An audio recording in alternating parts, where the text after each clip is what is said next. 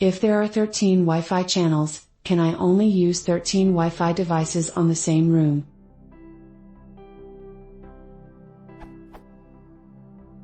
As Wikipedia reference, 802.11 standards, which defines Wi-Fi networks, tell us that wireless networks works with 13 different channels on off DM, depending on the release, A, B, G or N. From this I was wondering, if I have more than 13 machines on the same room, one room work for example with 50 notebooks, it would be impossible to connect all of them to internet at the same time?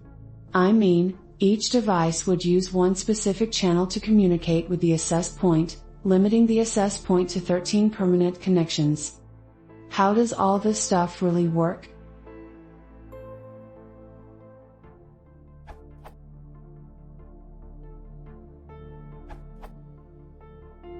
First of all, the US only allows 11 of those 13 channels. Additionally, the original Wi-Fi developers made a mistake, of sorts, and signals within channels bleed over to their neighbors.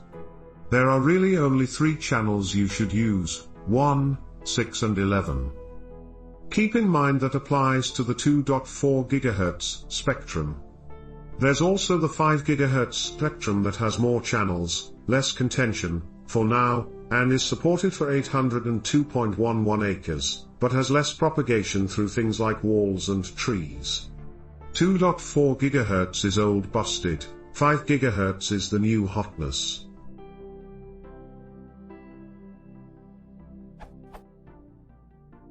That said, you can have far more than 3 devices on Wi-Fi at a time even on just the 2.4 GHz frequencies, because devices will share time on each channel. It's just like having someone listen to several conversations taking place at once in a crowded room. Not everyone is talking all the time.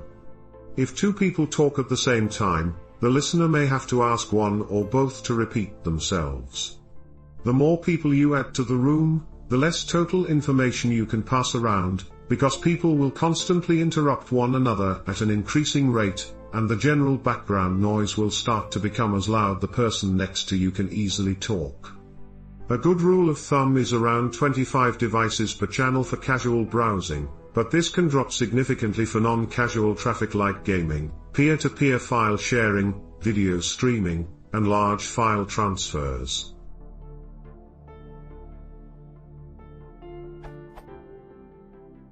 In networking parlance, we say a Wi-Fi cell is unswitched and half-duplex, making it very sensitive to collisions.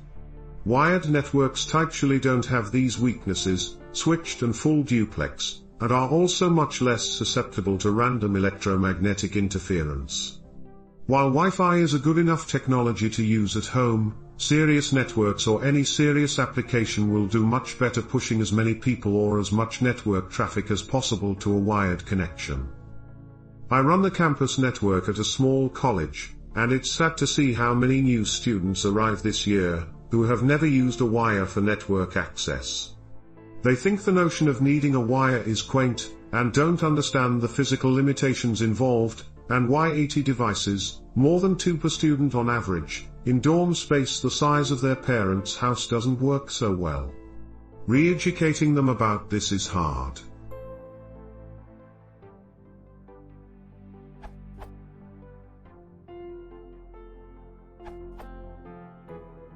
Wi-Fi channels do not correspond to number of devices that can be connected. Each channel corresponds to a frequency that the Wi-Fi devices work on, so if your router is set to use channel 11, then all devices that try to connect to us must also communicate on channel 11.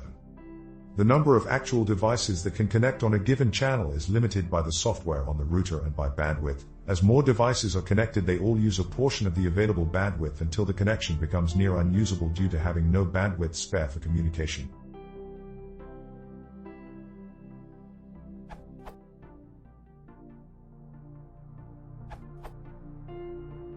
Just adding my 2 cents.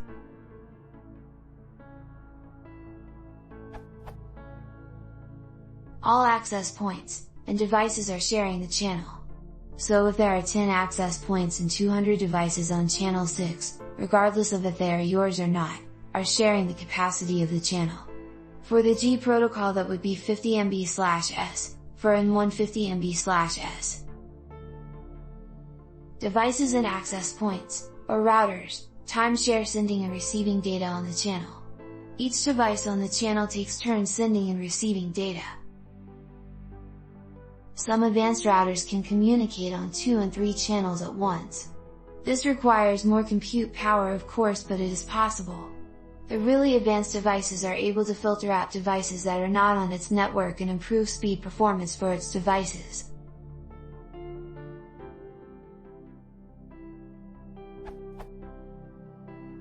Wireless N uses the 5 GHz frequency spectrum, which is newer, which relates to less devices being on those frequencies.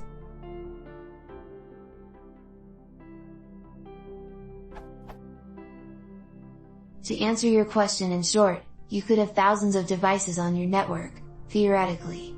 All of the 13 computers, devices, will be able to access the internet at the same time.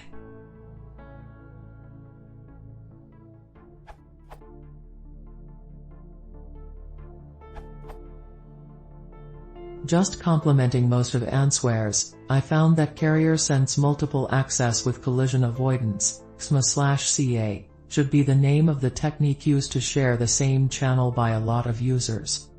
If the channel is sensed idle, then the node is permitted to begin the transmission process.